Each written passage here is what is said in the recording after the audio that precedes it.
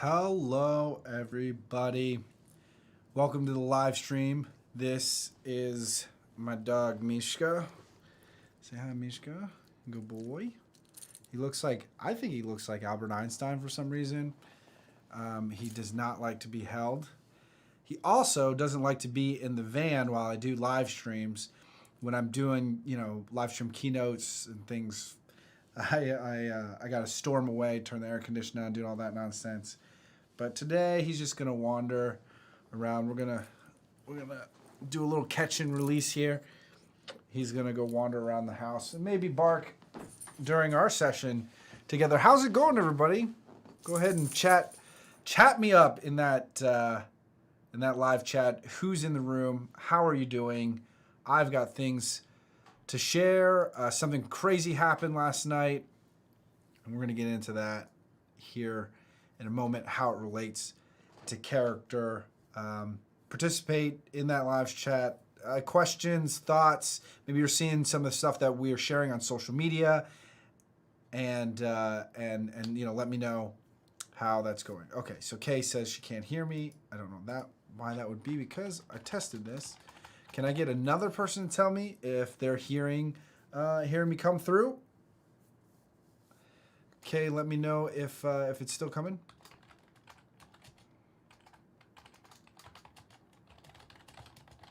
Boop. Boop, boop. It's strange because I just tested this right before this. I do a separate live stream and I just share it to a private channel, and okay, barely. Are your speakers up? Because I think we should be good. I'm going to turn it up. Okay, excellent. Thank you, Barb. Thank you. Appreciate that. Okay, here we go. So, something strange happened last night, and I want to talk about that. Want to talk about how it weaves into this thought of keeping promises, and it involves an incident that I had with the police, an incident of domestic violence that happened and crossed my path in this strange way. So I live in Lakewood, Ohio, and Lakewood, Ohio is actually the most densely populated city in between New York City and Chicago, which I know it kind of sounds strange. We're a little suburb of Cleveland, but the reason why we rank so highly is that it's basically only people living here. It's meaning there's not much commerce, there's not many businesses, like a lot of restaurants and hair salons and things like that, but no major corporate offices, just house, apartment, and it's all packed in there. So with that, it's very walkable, and it's maybe 10 p.m. at night. I'm walking down my street to a pharmacy that's maybe, let's say, 5-minute walk. We're talking like less than a quarter mile or something like that. And as I'm about to cross the street to go to the other side, the other corners where this Walgreens was, I hear this lady screaming. And I don't know, I live in a city, so to speak, kind of densely populated place, just mentioned. People yell and scream thing, I don't know. So I don't really think of it, but it really sounds like she's saying help. So I start jogging to the corner to hear if that's what she's saying. And I get to the corner, and man, it sounds like she's saying help. So I cross the street, and as I'm doing that, in this combination of events, a man who's in the same car where I imagine the scream is coming from, he gets out. And he's got no shirt on. He's screaming profanities, just berating this woman.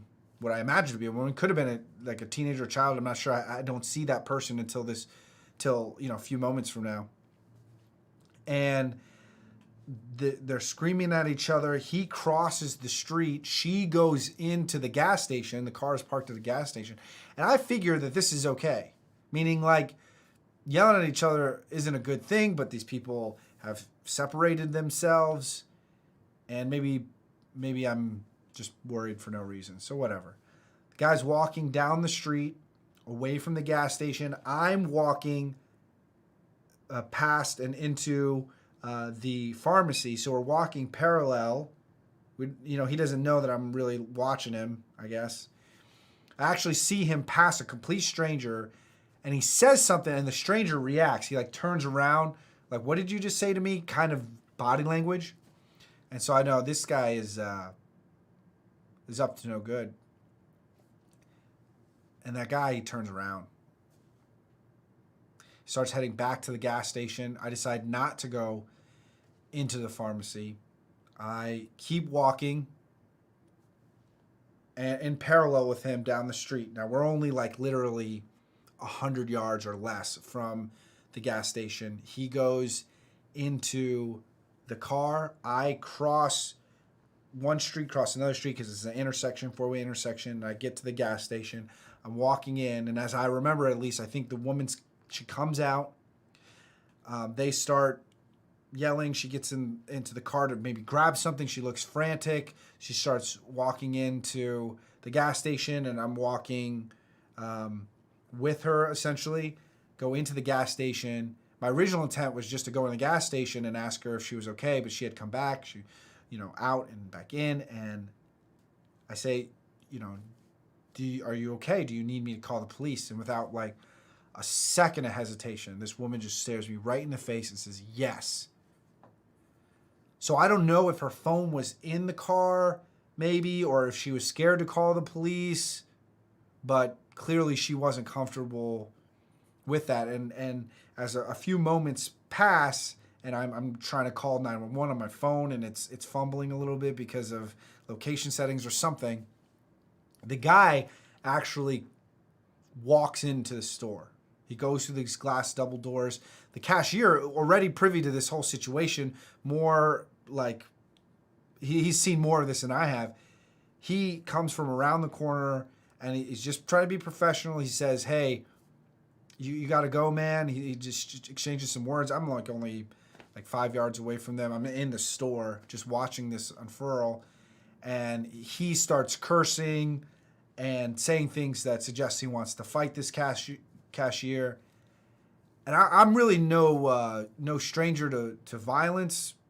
I'm not trying to sound too macho or to take it overboard or exaggerate, but I used to kickbox. In fact, I usually have a banana bag, a Muay Thai bag hanging up behind me. I take it down for the live streams because it looks strange, but I've had a couple of full contact matches, and I can still process some thoughts when I'm getting punched in the face.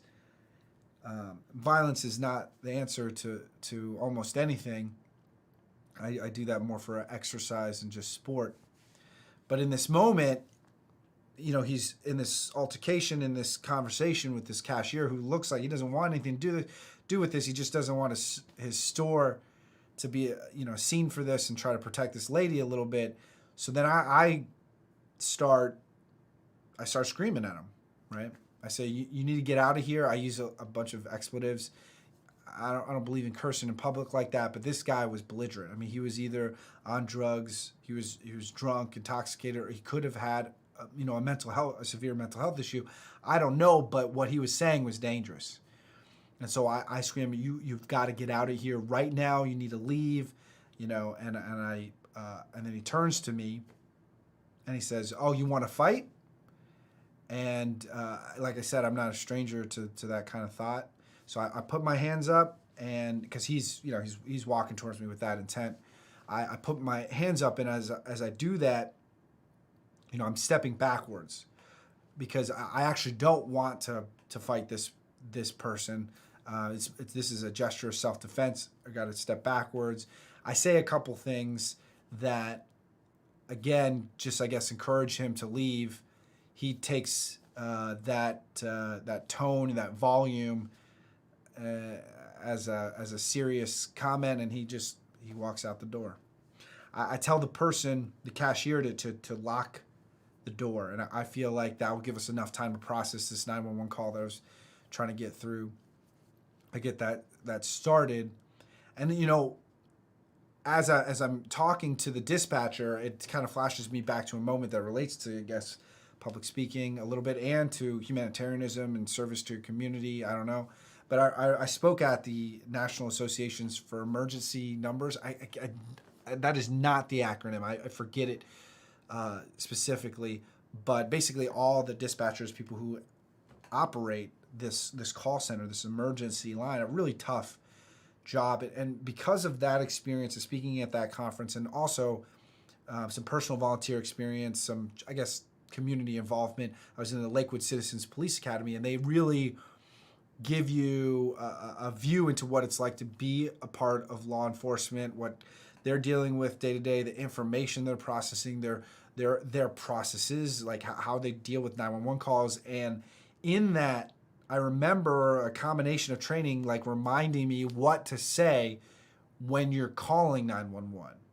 It's almost like a script of information that they really need in order to process this call. They need to know where you're at. Okay, that's the first thing. They need to have a location. And so I say that and a bunch of other information. It kind of sounds something like this. My name is Alex Sheen. I'm at the corner of Warren and Madison in Lakewood at the BP station. There's been an altercation with a man 6 foot tall, Caucasian male, no shirt, tattoos, scars on his chest, an issue of domestic violence, or some case a woman is here in distress. You need to send a unit here as soon as possible. The man is still in the parking lot. And so you're kind of rambling through this paragraph. And keep that in mind. If you find yourself in a situation where it's an emergency, first thing to do is fault towards calling 911. Fault towards calling 911, an emergency situation, because you never know. There's a lag time for when that police department, when those units are going to come, and right now, and who knows what's going to happen and develop in that time. So I could easily have said to myself, well, this is okay. He's over there. She's in here. We're separated. But she told me to call the police, like I mentioned, and so I did. I tell the woman, she's literally crouched, like in almost like a sitting but fetal position behind like a display rack of chips or something. She's like hiding. I think she's on the phone with somebody else, and she says she's embarrassed. She's sorry. And I said, no, it's okay. Don't worry about that. I tell her, because of the police academy, like it's just something, remind me, the citizens, this little program that I went through, they said it's like under a minute response time in my city, which is incredible, right? The police department is on its way. But in that minute or 2 minutes or whatever, the guy walks back. He's walking back into the gas station, and the doors are locked, though. Now, there are a couple of customers who are also confused. Some are worried. Some don't know kind of what's going. I mean, it's a weird mix of attitudes, I guess. But the guy comes back. He grabs the double doors. Now, they're locked, and he just pulls it open. Because the doors separate in sort of this folding pattern, like the lock that connects it this way, I guess, is meaningless. I mean, this dude didn't even take that much strength. He just opened. He might have thought they were just like stuck. Doors open. He comes, back in. And I don't know if he like thought I left because some time had passed, or I'm not sure what he thought the situation was. But as soon as he came in, cashier is there, larger guy, and me. I just start berating the dude as far as verbally, just saying, you got to leave right now. You have to leave. And I say some things that I wouldn't share on a live stream, but just the thought that you're not welcome here, and this establishment has asked you to go. And so he does. He goes back out to the car. Again, this guy's under the influence or something. The police pull up, and they squeal up to this black car, and they start talking. The woman is still safe. She's in there. No physical violence had really occurred, just a lot of peacocking, and then I just leave. But this incident made me think of a number of things when it comes to character, when it comes to keeping promises, and this, I don't know, this thought of how are we going to hold ourselves to our values. And the first thing I want to talk about as it relates to, because I said I would, in this moment of potential violence between me and the stranger, and certainly violence that had happened between him and this woman, is the concept of what is the role of a stranger in this situation. You know, she's calling for help. Is it the role of a citizen? Is it good citizenship to respond to that call? You only say yes, right? But is that an obligation? If someone calls for help, do you have to do anything? I hope that some of you, and I'd love to hear you in the live chat, I'd love to hear what you think about what happened last night at this gas station parking lot. But no, the truth is, no, you don't have to do anything. There is no obligation whatsoever in this world to be a good person. That's why promises are needed. That's why we have to make commitments not only to very specific moments, very specific actions. We have to make commitments to values, to a commitment, a promise to compassion itself. Not just to be compassionate in a moment. Because when you come across situations like this, whether it be of violence, whether it be of ambiguity, whether it be a mix of different feelings, you're going to have to make a choice at that moment. And what you'll lean towards in many situations is this thought is, I don't have an obligation to this person, to this situation. And now, am I advocating you inject yourself into violent situations and things like I have? You know, honestly, that's a decision that each of us have to make as individuals, right? And especially if there are any kids watching this is tell an adult, this is call the police, this is don't get another person hurt if you're not capable of handling the situation. And as a minor, that's got to be the case in so many instances. But at the same time, in the same breath, when are we going to take some risks to help other people? I've run an organization for quite a long time in charity. And I have worked with some of my colleagues, my coworkers, my direct reports, who've said, Alex, you shouldn't do X, Y, or Z because there's an element of danger there. Or what if this happens? Or what about insurance? And I'm not saying that safety isn't important. Look at the top causes of death in the United States. Work in charity long enough, and you'll know what that list reads, and you'll know that cancer is heart disease is number 1, cancer number 2, number 3 is accidents, unintentional injuries. So safety and the thought of risk is literally one of the leading causes of deaths in the United States. So it's not lost on me that risk is important, is real. I have talked to the mother and father of a child, a 15-year-old kid who drowned. I've talked to students who have been in the school during an active shooter situation who have lost friends. It's not lost on me that terrible things can happen. But at the same time, don't we have an obligation to act in certain situations, or at least call the police? And I know the thought of law enforcement right now is a sensitive issue, but the challenges, the absolute dysfunction in certain police departments and certain parts of law enforcement, all of that is true, but the function of keeping order in society is still important. And I think you know that more and more if you've ever called the police because you were looking for a hero. That you weren't quite capable of handling this situation, as I was not last night in that gas station parking lot.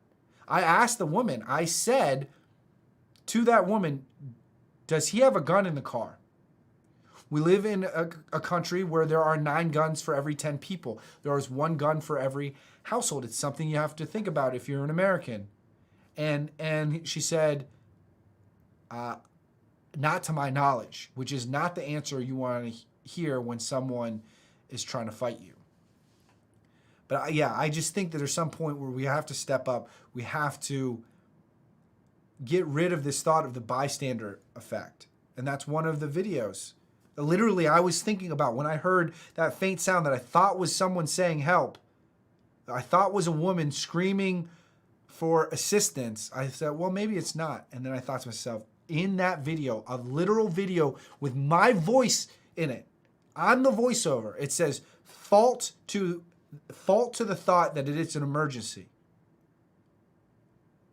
Fall to the thought that it's an emergency and act accordingly. Because I would rather embarrass myself in handling a situation as if it were emergency. And then people say, why are you overreacting? You're being ridiculous. I would rather do that than fall on the side of a timeline where a person gets hurt. So I think this relates to the thought of keeping promises, because that commitment to compassion is something that made me act in that moment. I also believe this relates to keeping promises because of the bystander effect. Are we just going to pretend like someone else is going to take care of it, or does it deserve our promise? And it just, I think it connects to this moment, not to promises necessarily, to this moment about the meaning, purpose, function of law enforcement in society. Because I was very gracious to have that police officer show up. Because as soon as that person did, along with a cavalry of other officers, it meant that I could leave safely. So this is not to diminish racism, police brutality. I'm just speaking to a fact of life that happened to me last night, literally. So this isn't like a timed message or meant to interject in an important moment where police brutality is getting looked at. It's just something that happened to me yesterday. So I'd love to hear in the comments any thoughts that you have about a time when maybe law enforcement helped you out, or just a stranger, somebody who stepped in when you really needed them. I'd love to hear your thoughts on that. So even when I'm at home, even when I'm not on the road, I guess excitement follows me around. Better or worse, I don't know. And in some ways that relates to a small announcement that I want to talk about, which is a fundraiser that we're doing. As you know, we have been putting together programs, executing projects in COVID-19 prevention and response. We're still at a point in our country where there are several states, I believe a dozen, that still have rising COVID-19 infections. People are still dying in droves across our country and the world. This is still a very important issue to not lose our focus on.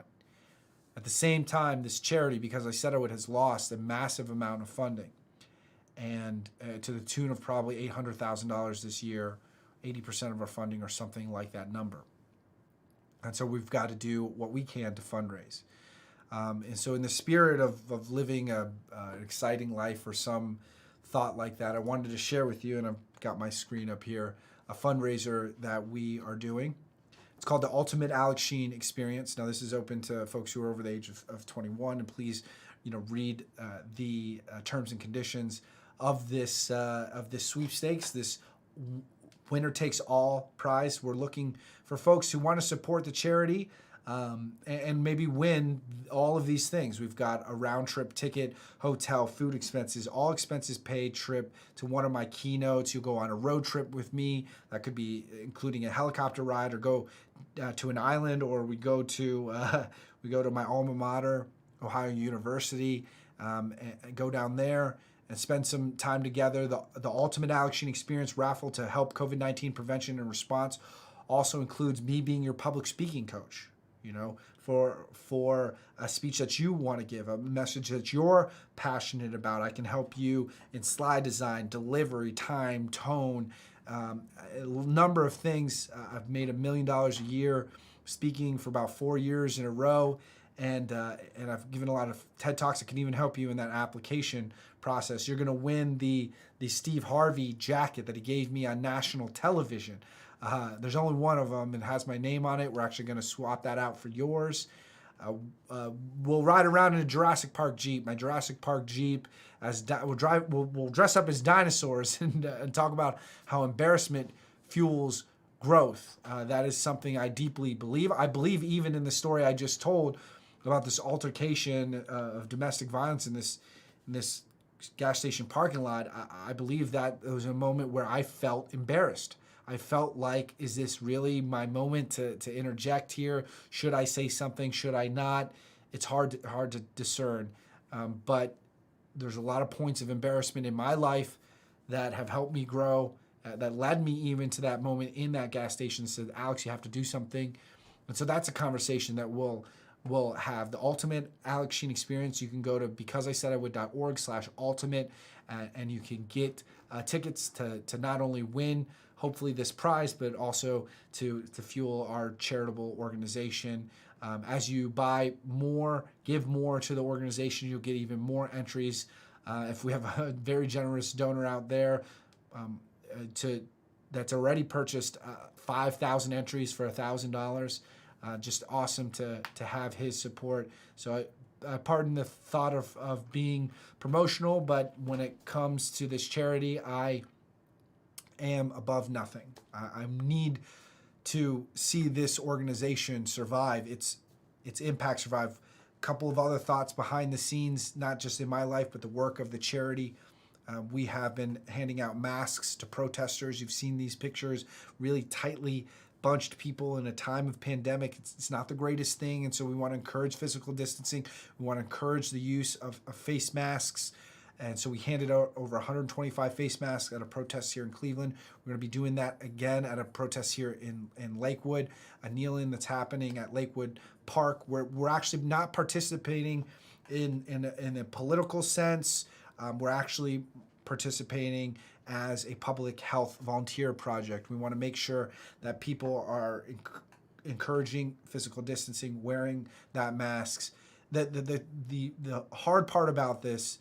The hard part about this moment against racism and police brutality is that at the same time, those protests are going to cost lives at the hands of COVID-19, and they would cost a lot less lives if we can just separate a little bit, fill the streets, cover the streets, get that physical distancing in. That makes a huge difference in the spread of the disease, because you're also shouting a lot at a protest, right? And that particulate just those water droplets are spreading to those around you when you're shouting with passion. It's still something that needs to be thought of. You can fight two battles at the same time. That's what we are encouraging is that second battle of public health and keeping each other in mind. The lives of Black Americans, senior citizens, they matter, and we've got to keep that in mind as we fight multiple fronts in any issue that we have. Take the politics aside, take this issue aside. When you are fighting for a cause that you believe in, that is humanitarian, that is the betterment of humanity through promises made and kept, when you're doing that in your own life, what is the collateral damage that might happen? And can you control that? Can you put together, craft your promise in a way that keeps other people safe even as you pursue a meaningful and purposeful goal? That is something we need to always ask ourselves, not in this moment, but in every moment and in every promise. Collateral damage is something we've got to limit no matter what we're doing in this life. Like I said, top 3 causes of death: heart disease, cancer, and accidents. Terrible things happen on accident. But if we think ahead enough, maybe we can stop that? I think so. I hope you guys are doing well out there. I've decided to keep these live streams going. They're not as organized as the sessions that I put together for our high school chapters. They're certainly not as organized as my keynote speeches. This is just a stream of consciousness type of moment. I put together some notes on the screen and share my thoughts. But I hope that behind your promise, the commitment you have in this life, I hope that's going well. The charity is fighting a good fight. We're trying to stay alive. We're doing the best we can with what we got. And I hope that you're doing the same out there, all right? I often think about this quote, this thought. It's a little cheesy, but whatever. Sometimes it helps me. It's darkest before the dawn, you know? It's darkest before the dawn. Maybe that's the way you feel about your country, wherever you might be. Maybe that's how you feel about your family, your job situation, your life. It could be pretty dark out there. It's dark for my organization. It's hard to keep things together when funding has gotten pretty thin. But I've seen that dawn. I've seen that sun rise before. I believe it will again. And that is the hope we need to keep our promises moving forward. That's the hope I'm asking you to have. This world, it is in great need, and so you are needed. Thanks for joining me. Peace.